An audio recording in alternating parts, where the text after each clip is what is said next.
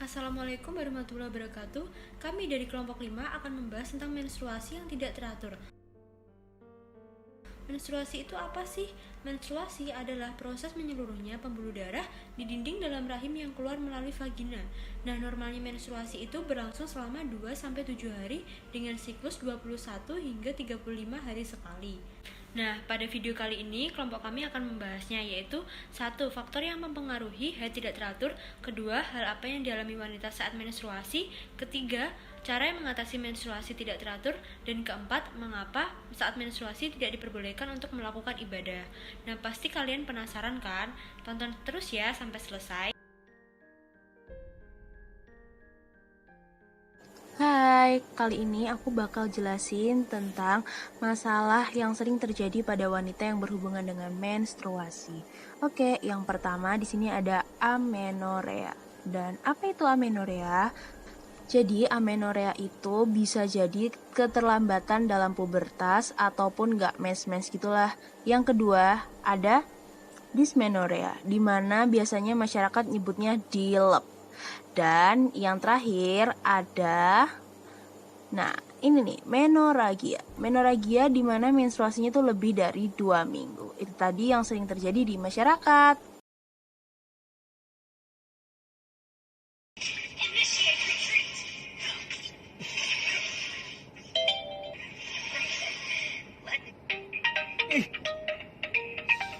Astaga.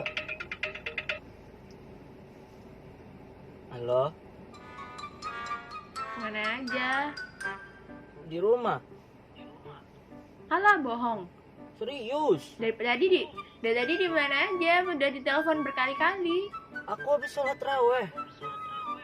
Alah, bohong, nggak pernah ngabarin kalau sholat raweh. Ya ngapain aku ngabarin? Namanya ibadah. Ya kabarin lah. Dia tetap kabarin dong. Ya ngapain ngabarin? Namanya ibadah kok. Langsung sholat aja. Ih, alasan Allah bilang aja kamu bohong terus. Loh kenapa aku bohong? Serius. Kamu tuh dari tadi tuh loh ya, ditelepon nggak tahu apa hari ini hari apa. Loh, hari ini hari apa? Hari ini malam Jumat. Malam Jumat. Masa kamu nggak ngerti sih, lihat tanggalan kek. Apa? Hari ini tanggal 25 loh. Coba lihat tanggalan sana deh. Masa nggak tahu hari ini tuh hari apa, tanggal berapa, bulan apa kek? Ya kali nggak ngerti. Loh, hari ini kan malam Jumat. Apa sih kok tiba-tiba marah-marah? Ya gimana sih nggak marah-marah? Hari ini tuh hari jadian dia Masa ini? Loh, dimatiin. Ih.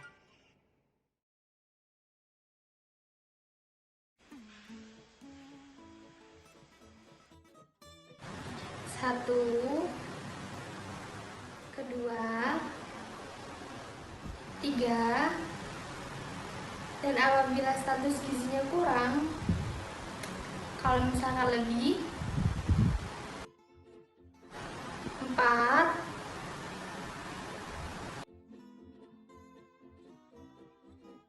Bagaimana ya cara mengatasi menstruasi yang tidak teratur? Dan yang pertama adalah istirahat yang cukup. Kedua, olahraga. Ketiga, menjaga berat badan tetap ideal. Keempat, menjaga pola makan yang seimbang. Kelima, mengganti alat kontrasepsi. Keenam, terapi hormon. Dan yang ketujuh, konsultasi ke dokter. Baik, itu adalah cara mengatasi menstruasi yang tidak teratur.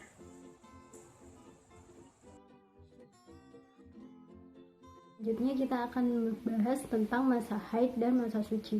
Masa haid ini minimal adalah 1 hari 1 malam dan untuk maksimalnya adalah 15 hari. Bagaimana cara kita menentukan masa haid? Masa haid ini dapat kita lihat dari setiap bulannya kebiasaan haid kita. Pada umumnya sekitar 7 sampai dengan 8 hari. Lalu bagaimana dengan darah haid yang terputus-putus atau tidak teratur? Jadi, darah yang keluar terputus-putus, kemudian bila dijumlahkan belum mencapai sehari semalam, maka belum bisa disebut sebagai darah haid. Begitu juga sebaliknya. Dan apabila darah berhenti keluar, akan tetapi masih dalam keadaan haid, hal tersebut masih dianggap sebagai masa haid. Lalu darah yang keluar kurang dari masa minimal dan lebih dari masa maksimal sudah bukan lagi disebut sebagai darah haid, tapi disebut sebagai darah istihadah. Assalamualaikum warahmatullahi wabarakatuh. Setelah kita mendengarkan penjelasan tentang masa haid dari Ustadzah barusan, jadi kita harus tahu juga hal-hal apa saja yang diharamkan ketika masa haid tersebut. Di dalam masa haid, seorang wanita itu ada hal-hal atau ibadah dalam Islam itu yang tidak boleh dikerjakan oleh wanita ketika haid, yaitu yang pertama adalah mengerjakan sholat, kemudian puasa, kemudian tawaf kalau sedang haji, tidak boleh membaca Al-Quran, kemudian tidak boleh masuk dalam masjid, dan juga tidak boleh berhubungan seksual meskipun suami istri.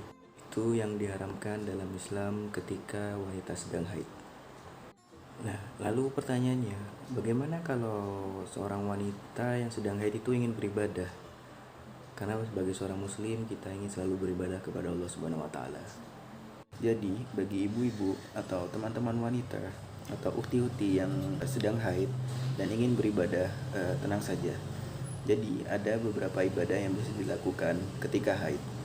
Yang pertama, itu adalah ketika puasa. Bagi yang tidak puasa bisa memberikan makan orang yang berpuasa. Nah, itu sesuai dengan hadis Rasulullah SAW yang artinya siapa yang memberi makan orang-orang yang berpuasa, maka baginya pahala orang yang berpuasa itu tanpa mengurangi pahala orang tersebut. Maka orang yang memberi makan itu sama dengan orang yang berpuasa. Nah, seperti itu. Maka bisa diterapkan. Yang kedua adalah mendengarkan bacaan Al-Quran. Nah, orang haid itu tidak boleh membaca Al-Quran, tapi untuk mendengarkan Al-Quran itu diperbolehkan sesuai dengan Al-Quran surat Al-A'raf, wa idza quri'al Qur'anu fastami'u lahu wa ansitu la'allakum turhamun. Dan apabila dibacakan Al-Quran, maka dengarkanlah baik-baik dan perhatikanlah dengan tenang agar kamu mendapat rahmatnya. Jadi dengarkan saja pembacaan Al-Quran. Itu tidak apa-apa bagi orang haid. Selain membaca Al-Quran, bisa juga berzikir. Perbanyaklah berzikir. Nah, itu juga bisa menambah pahala pada saat haid. Dan lalu bagaimana ketika ingin sholat orang yang haid? Ya, tentu saja orang haid itu tidak boleh sholat. Nah, makanya sholatnya itu diganti setelah selesai haid. Jadi ketika selesai haid, ya segeralah mandi besar. Dan setelah selesai mandi besar, maka segeralah untuk melakukan sholat. Karena kalau tidak segera, takutnya keburu haid lagi, jadi ditunda-tunda lagi sholatnya. Nah, untuk niat sholatnya bagaimana? Nah, jadi niat sholatnya itu seperti untuk mengkodok sholat. Jadi misalkan kita untuk sholat duhur, jadi sholat niatnya seperti ini. Sholli fardhu duhri arba'a rakaatim mustaqbilal qiblati qoda'an lillahi ta'ala. Nah, itu untuk niat mengkodok sholatnya yang ketika haid ditinggalkan. Ya, itu tadi beberapa ibadah yang bisa dilakukan ketika haid. Setelah kita mendengarkan penjelasan yang tadi, kita dapat mengetahui masalah tentang menstruasi yang tidak teratur. Jadi ada berbagai macam masalah. Yang pertama adalah amenorrea, lalu ada dysmenorrhea, lalu ada menorrhagia juga. Lalu faktor apa saja yang mempengaruhinya? Yang pertama adalah aktivitas gizi yang berlebihan, lalu pola makan yang tidak teratur, status gizi yang rendah, dan juga stres yang berlebihan. Lalu bagaimana kita menghadapi situasi tersebut? Yang pertama adalah istirahat yang cukup, olahraga yang cukup juga, menjaga pola makan kita, dan juga berkonsultasi pada dokter. Nah, masa haid itu dapat dikatakan dia dalam masa haid walaupun darahnya berhenti keluar. Dan apa saja yang diharamkan pada masa haid? Itu yang pertama adalah sholat, lalu berpuasa, melakukan tawaf pada saat haji, membaca Al-Quran, masuk ke masjid, lalu tentu saja berhubungan suami istri. Lalu bagaimana cara ibadah kita di masa haid? Allah Subhanahu wa taala telah menjelaskannya pada hadis dan juga di Al-Quran. Yang pertama adalah memberikan makanan kepada orang yang berpuasa, yang pahalanya setara dengan orang yang puasa. Lalu yang kedua adalah mendengarkan ayat suci Al-Quran. Itu juga pahalanya sama dengan orang yang membaca Al-Quran. Lalu yang ketiga adalah berzikir, yang tidak dikatakan oleh Allah Subhanahu wa Ta'ala bahwa berzikir itu haram saat masa haid. Lalu bagaimana cara kita sholat di masa haid? Tentu saja pada saat kita dalam haid, kita tidak diperbolehkan untuk sholat. Jadi kita menggantinya setelah masa haid itu berlalu dengan niat mengqadha sholat atau mengganti sholat. Nah, itu tadi adalah seputar informasi tentang menstruasi yang teratur. Semoga ilmu yang kita berikan itu bermanfaat bagi kita semua. Terima kasih telah melihat video kami. Saya mohon maaf bila ada tindakan yang kurang berkenan dan juga ada salah kata pada para penonton. Saya mewakili kelompok 5 mengundurkan diri. Wassalamualaikum warahmatullahi wabarakatuh.